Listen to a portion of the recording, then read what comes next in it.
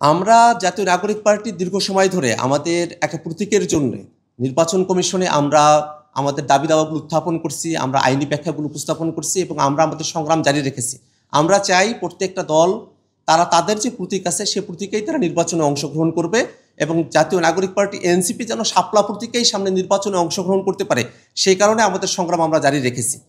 জোটের বিষয়ে আপনারা বলেছেন, আমরা জাতীয় নাগরিক পার্টি এখনো পর্যন্ত নিজেদের স্বাতন্ত্র্য রক্ষা করে সাংগঠনিক কলেবর বৃদ্ধিতে আমরা কাজ করছি।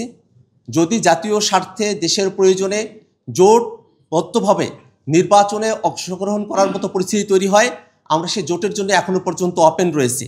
আমরা এখনো পর্যন্ত কোনো দলের সঙ্গে সুনিশ্চিতভাবে জোটের বিষয় নিয়ে, আসনের বিষয় নিয়ে আমরা কোনো আলোচনা করি নাই, কিন্তু আমরা সকলের জন্য ওপেন রয়েছি। আমরা মনে করি যে নির্বাচনী জোট সেটা এক ধরনের বিষয়, আর সনদ বাস্তবায়ন সেটা অন্য ধরনের বিষয়। সনদ বাস্তবায়নকে আমরা নির্বাচনী ভাগাভাগির অংশ হিসেবে আমরা দেখতে প্রস্তুত নই। আমরা মনে করি সনদ বাস্তবায়ন প্রক্রিয়া সম্পূর্ণ হলে পরেই নির্বাচনী জোট, নির্বাচনমুখী যে আসনের ব্যাপারগুলো রয়েছে সেই বিষয়গুলোতে আমরা পরিষ্কার সিদ্ধান্তে উপনীত হতে পারব। নোট অফ ডিসেন্ট এটা আসলে কোনো একটা দল একটা সিদ্ধান্ত গৃহীত হওয়ার পরে তারা তাদের কোনো একটা বিষয়ে তাদের মতামত ব্যক্ত করেছেন, সেই হিসেবে এটা ডকুমেন্টেড হতে পারে।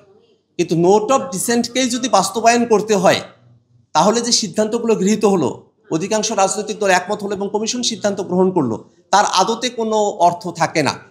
আমরা ঐক্যবদ্ধ কমিশনে এমন অনেকগুলো আলোচনার আমরা অবতারণা করেছিলাম যে বিষয়গুলোতে কিন্তু সিদ্ধান্ত গ্রহণ করা হয় নাই। যেমন প্রদেশ সিস্টেম করা হবে, প্রদেশে ভাগ করা হবে দেশটাকে, এনসিসি করা হবে, এই প্রস্তাবনাগুলো কিন্তু ঐক্যবদ্ধ কমিশনে গৃহীত হয় নাই। অর্থাৎ ঐক্যবদ্ধ কমিশনে যে সিদ্ধান্তগুলো গৃহীত হয়েছে সেখানে যে দলের যে নোট অফ ডিসেন্ট থাকুক না কেন, সেই বিষয়গুলো তারা মতামত আকারে ব্যক্ত করেছেন, সেটা হিসেবে তার ইতিহাসের দলিলে সেটা অন্তর্ভুক্ত থাকতে পারে। কিন্তু কমিশন যে সিদ্ধান্ত গ্রহণ করেছে সেই সিদ্ধান্তকেই বাস্তবায়ন করতে হবে, সেখানে নোট অফ ডিসেন্টের আর কোনো কার্যকারিতা থাকবে না। এটাই নোট অফ ডিসেন্টের অর্থ। এটাকে ভিন্নভাবে ব্যাখ্যা করে নোট অফ ডিসেন্টকেই বাস্তবায়ন করতে হবে এ ধরনের মতামত যারা ব্যক্ত করেন, তারা আসলে নোট অফ ডিসেন্টের কার্যকারিতা, অকার্যকারিতা এবং এটার যে পরিধিগত জায়গা, সেই জায়গাটাতে জনগণকে অস্পষ্ট রাখতে চান এবং নিজেদের দলীয় স্বার্থ বিবেচনায় রেখে সংস্কার কার্যক্রমকে বাস্তবায়ন করতে চান বলেই আমাদের কাছে মনে হয়।